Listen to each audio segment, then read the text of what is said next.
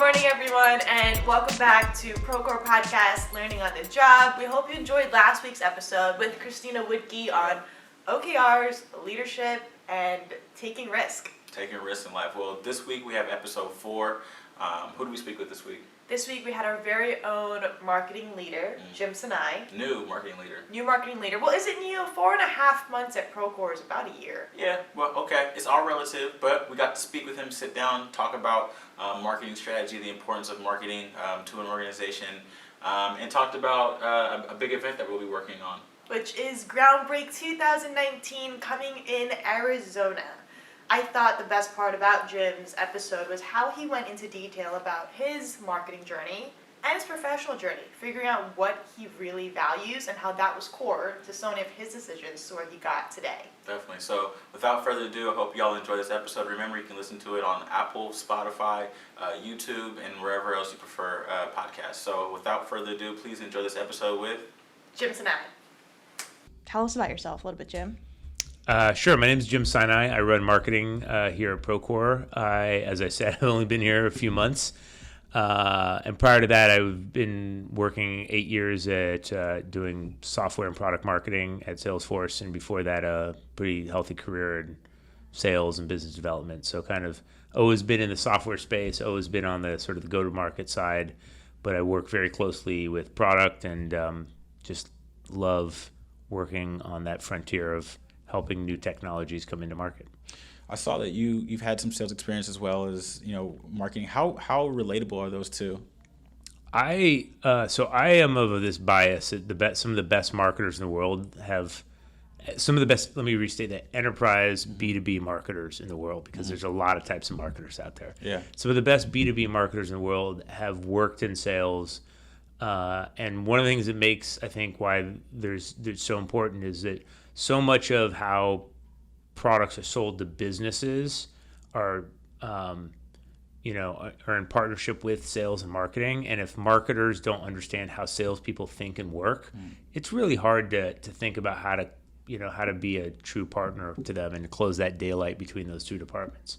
So, I'm just a big believer in understanding how your partners across the org work. Right.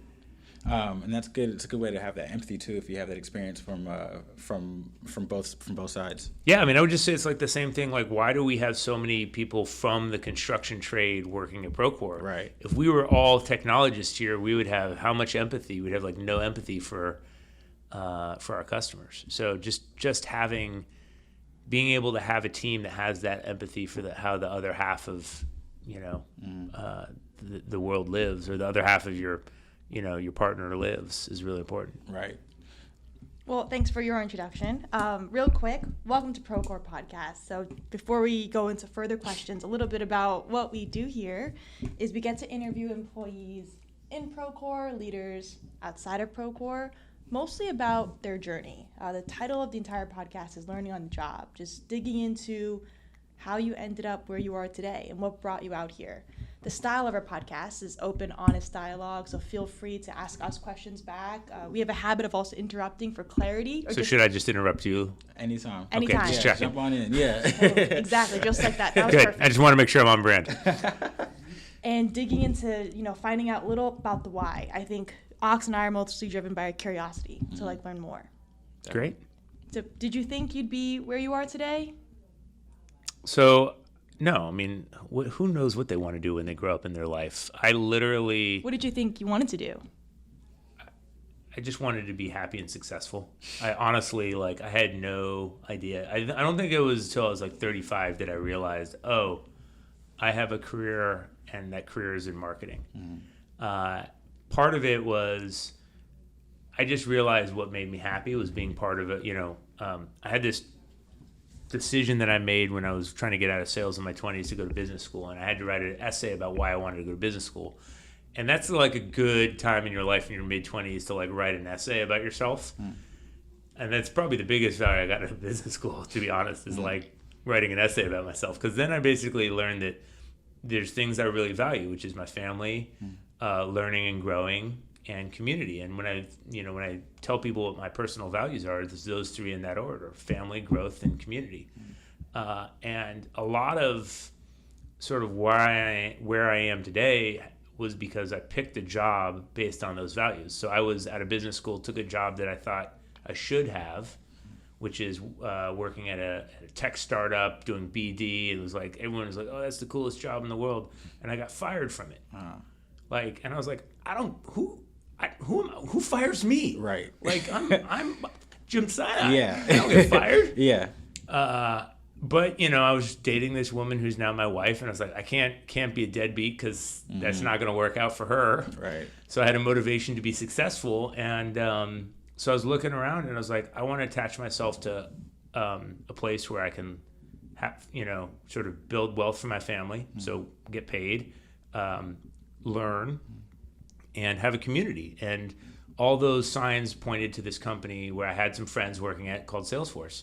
And I actually had a job offer to work in sales at Salesforce and a job offer to work in marketing at Salesforce. And all my friends said, go do the sales job. You're going to crush it. You're going to kill it. Like, Jim, you need to win. You just got fired. You need to win. Go do the sales job. And this one guy who was a venture capitalist said to me, don't take the sales job. He's like, just don't do it. He's like, you can always do that later in your life.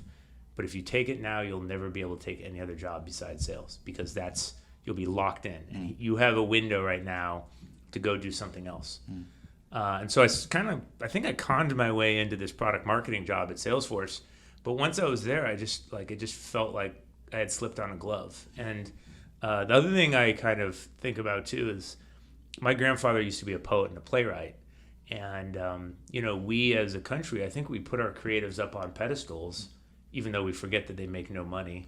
But we put them up on pedestals as intellectual thought leaders. Like, you're more, as a poet and a playwright and a professor, you're more intellectually superior than I am as a corporate businessman. Or at least I had this inferiority to my hero, my grandfather. Like, how can I honor him? And I look at marketing as basically corporate storytelling and corporate poetry. Right. So I was like, I got to fulfill and scratch that part of my passion and desire and still do the thing that was really important to me, which is build wealth and take care of my family and grow and learn. And, that part of that is just finding a company that's a growth company. I started at Salesforce, 4,000 people, left at 35,000. Right. Wow. I'm starting here at 1,400 employees, and in 4 months we're already at like 1,600 employees. Yeah. So like, hang on, folks. This company is all about growth and learning. Right. And so aptly titled "Learning on the Job." Like, if we can't learn on the job, there's no way we're going to scale this mission, this company. Right. And you alluded to it a little bit earlier how in sales there's just the opportunities are pretty siloed. There's about 4 or 5 different really major different roles. I've learned on the job here in the marketing side, there's tons of different directions that someone can go within marketing. Can you kind of talk a little bit more about the importance of marketing? You said a little bit about the importance of telling the story, but can you go a little bit further? Well, yeah. So let me talk about like why marketing is important, and maybe if you want, we can talk about some of the roles and how they're different. But look, fundamentally, I agree and disagree that there's 5 types of roles in sales. Like, a good salesperson should be able to sell their way out of sales if they don't want to do sales, right? But they've got to be good at selling. Right. I think the difference between selling and marketing comes down to owning content creation. If you think of a salesperson as a storytelling one-to-one, like if you're a great salesperson, your job is not to sell product because that doesn't really work at scale. Your job is to tell stories. If you're in marketing, your job is also to tell stories, but your job is to tell stories at scale. So how do you do it instead of one-to-one, one-to-many?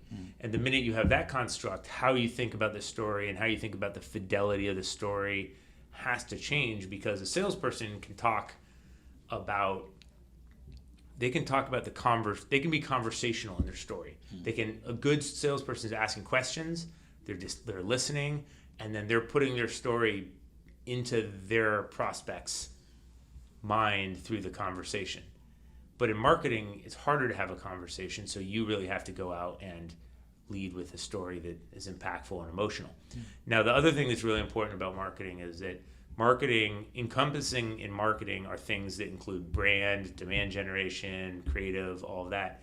And they all have to work in concert to both drive the dollars and cents of the business. So there's a very mathematical and technical side of marketing, which is how do I get someone from this like the way out interwebs all the way through to put their hand up and say, yes, I want to sit down for a conversation or try your product. But the other thing is, through great storytelling and great brand, you can create differentiation. Because what you see in all software companies, I mean, what's the difference between Box and Dropbox, right? Yeah. It's the same exact product. Right. The only difference is that Box has a brand that is a brand around enterprise trust that Dropbox doesn't have. So most CIOs are like, oh, good, I like Box better, right? If you look at, pick any two software companies, the reason why one stands above the other is typically the brand. And so, the reason why Procore is so successful, yes, we've got great product, and yes, our features are awesome, but we have a brand and that is people first. We have a brand that is all about focusing on only the construction business, and we have a brand that's all about getting everyone together on one platform. And that brand is why customers love us and why they want to come back to us. And so part of marketing's job is not just to drive the sort of the math, but also to drive the brand, because the brand drives the differentiation, which in turn allows us to drive price, which yada yada, which drives growth, which drives bigger brand, etc. Right. I want to go right back into marketing, but just real quick on brand, how would you describe your personal or professional brand? Ooh, that's a good one. I don't know if I have a personal brand statement. Everyone has a personal brand. Let me rephrase the question. What would either the three closest people here at Procore or your friends that have known you for a long time, what 2 to 3 words would they use to describe you? I think, I look at 2 to 3 words. Bias for action. Bias for action. Right. So I think that's a good way to describe me, which is like a mentor once told me, celebrate tactics over strategy. Okay. Which is like at the end of the day, all strategy is a accumulation of tactics. Yeah. So I celebrate when people are getting stuff done. Yeah. More than when they're just writing down plans. Does business school teach you that? How to get stuff done? The argument is, school trains people to think of ideas. Yeah. But not enough to actually do ideas. No, I mean, the good business school classes nowadays focus on how to get people working in teams, because in reality, look at everything at this company. It's done by teams. There's very little individual work. Yeah. So teamwork projects are a big deal in business school. But the sort of the bias to action just comes from a place where, how would I say, getting shit done was celebrated. So I was fortunate enough to work in cultures where it was competitive and people that got shit done were rewarded. Yeah.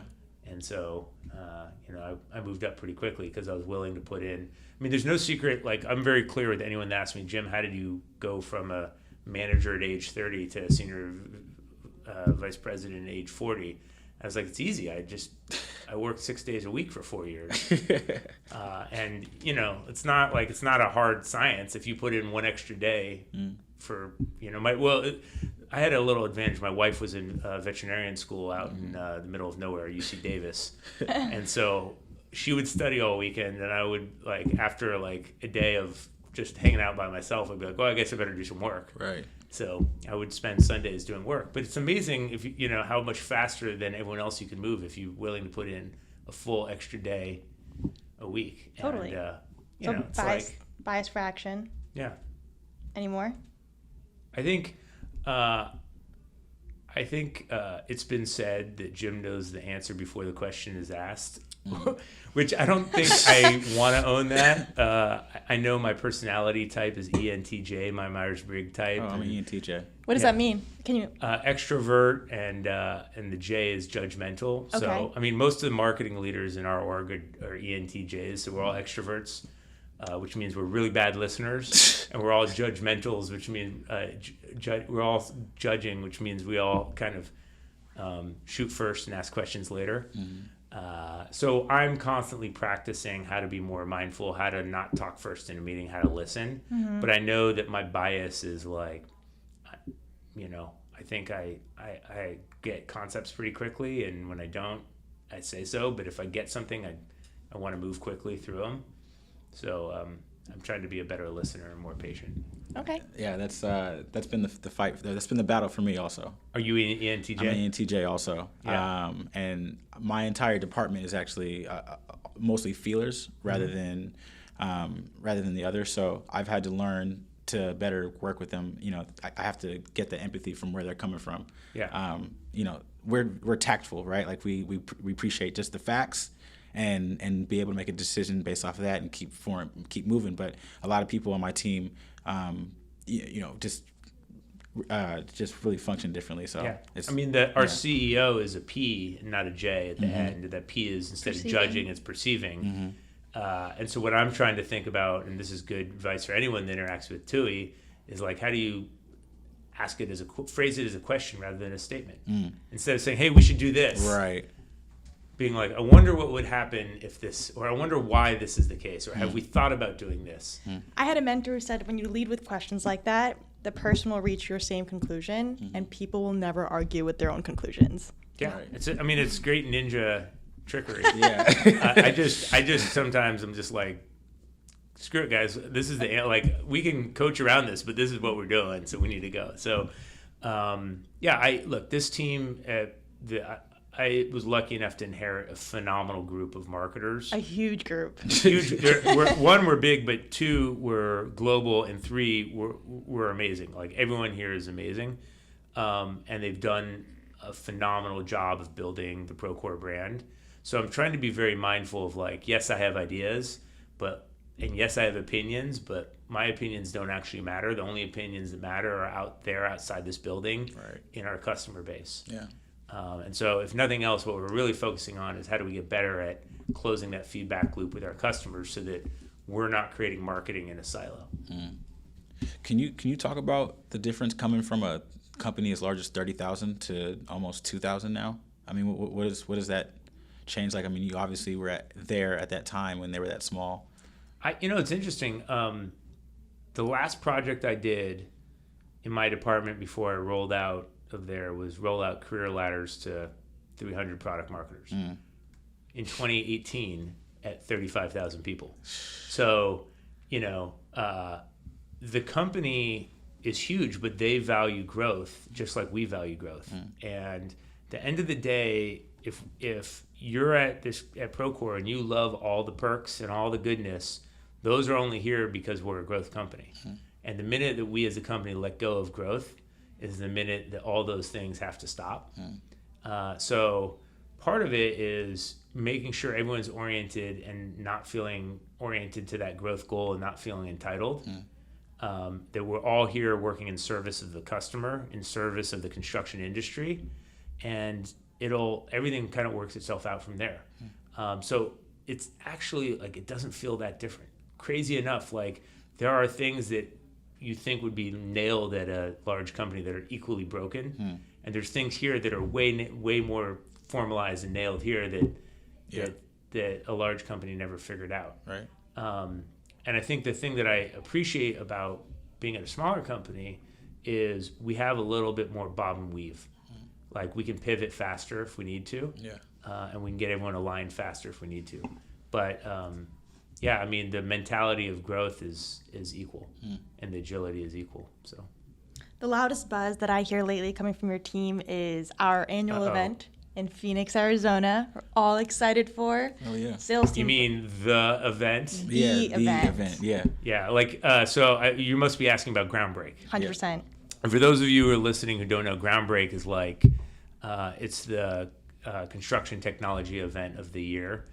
It's both our user conference where we're going to get together and celebrate and honor our customers, but it's also a place where we're going to spend a lot of time with our customers, helping them see the future, helping them understand the big trends that they need to attach to.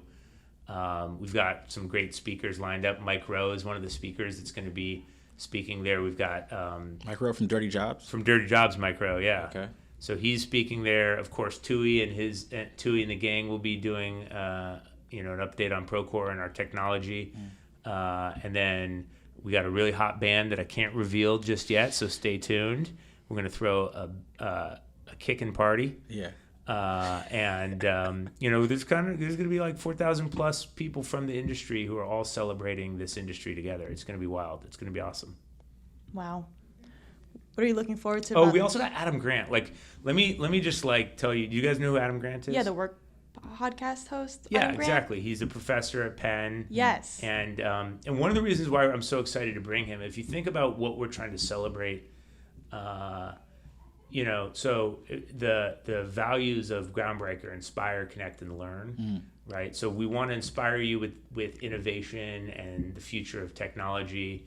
We want to help connect you to all the people in the industry that you need to be connected to. But we also want you to learn. And one of the things that we think is so important for our attendees to learn is how to improve their businesses, how to make their businesses a better workplace culture, right? And then, so we're going to have a whole day on culture at Groundbreak, which is really what the leaders in this industry want, which is how can they take the elements of running a great culture back into their business and make their businesses these businesses that are really sticky for their employees and really a transcendent place to work, right? You don't need brilliant jerks to build great buildings. You need a great culture to build great buildings. Mm-hmm.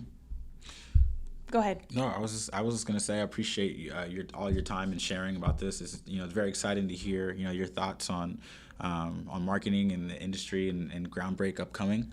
You sound like you're wrapping us up. Are we wrapping time? We're wrapping on time. Oh, no. Dang. Yeah. Dude, I had more questions for Jim. Why don't you? I had. You want to do like the extended version where we'll cut it here and then they can download online for the long version? Exactly. If there was a student or a young professional who wants to be in your position today of a SaaS company, wants to be a great leader, what's something you'd want them to know? Aside from working 6 days a week. I didn't work 6 days a week my whole career. It was just I saw a window. I saw a window where I could throw gasoline on my career. Does that make sense? Yeah. Totally. Yeah. Like there was a window to lean in, and I hit the pedal and I went In the right time, right? in the right time in the right spot. So I wouldn't say do it at all points. Right. That's going to be the title of this podcast, Hit the Pedal. Hit the pedal. Hit the pedal. Pour gasoline on your career. Yeah. Don't do that. Yeah, don't do that. No. This is some advice that I wish it was original, but this is advice I got from this guy, George Hugh, who used to be at Salesforce, is now the COO at Twilio. And he always said, Jim, you got to get to the future and meet your boss. And what he really meant was you got to think of yourself like a product. And if you think of like the best product that you've bought lately, whether it's an Apple Watch or an iPhone or a Tesla, I don't know any of those things. Actually, I have an iPhone, but I don't have those other ones. Right. But any product that you buy, the best products do something else. Like you buy it for one thing, and then it does 3 other things you didn't even expect it to do. Mm-hmm. And the best young employees, you hire them to do a job, and you turn around and they show up and like, yeah, well, I saw this problem and I started fixing it. I saw this problem and I started fixing it. And I thought about this and this is what we can do about it. So I fixed that. And they're literally like oriented a step ahead of the job that they're supposed to have.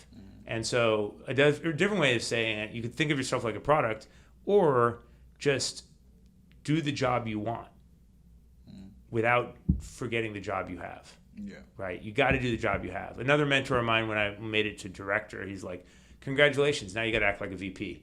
And I was like 2 notches below a VP. And his advice was like, start now acting like a VP, thinking like a VP. Working yourself out of the job. Working yourself out of a job, just the mentality, thinking strategically, like taking a moment to step back. But when you're 22 and you're starting, you got to learn how to work, right? You got to learn how to show up. You got to learn how to do office politics. Even though Procore is like crazy, there's no politics here, but there's still office systems, right? Mm-hmm. So it's not politics. There's still ways to work. There's still norms. So you got to learn all that stuff.